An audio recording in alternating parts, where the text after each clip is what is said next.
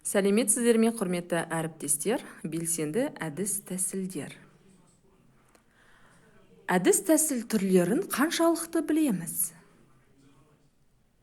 Әдіс дегеніміз мұғалім мен балалардың өзара байланысты іс-әрекет тәсілдері.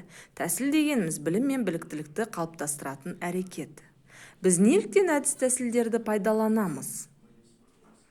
Сиқырлы қалпақ әдісі. Әр оқушы сиқырлы қалпақтың ішіне сұрақ дайындап жазады, кейін сол сұрақтарына жекелеп шығып жауап береді. Кері байланыс. Case study әдісі. Case ағылшынша, case портфель.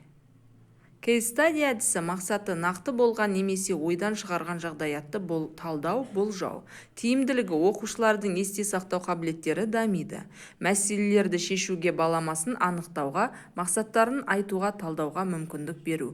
Қолданылуы жұмысты жүргізу үшін бір жағдаят ұсынылады, оны бөліп кезекпен оқиды, немесе айтады. Қалғандары талдау жасап, өз ойларын ортаға салады.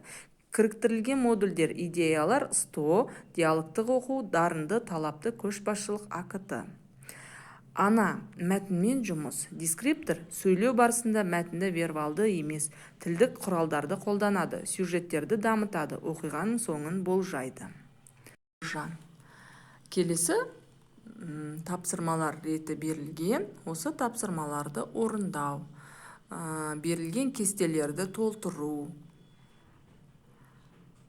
Ана. Әлемдегі ең ардақты да аяулы жан. Дүниеде ана махаббатынан қасиетті еш нәрсе жоқ. Ананың алақаны біз үшін ең жылы ұя. Ананың жаны сондай нәп-нәзік, мейірімді жан ғой. Түн ұйқысын 4 бөліп шырылдасаң жуатып, әлпештеп, жырын айтып, тісің шыққанша аузыңа тамақ салып, киіміңді тазалап, дәмді ас ішкізіп мәпелейді, еркелетеді.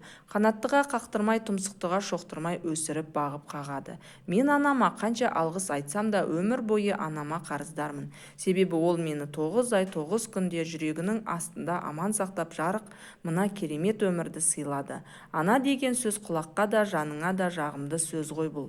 Бір керемет сиқырлы сөз деп те айтар едім. Рахмет анашым, маған осы өмірді сыйлағаныңыз үшін көп рахмет. Кері байланыс. Бағдаршам әдісі. Орташа, жақсы, өте жақсы.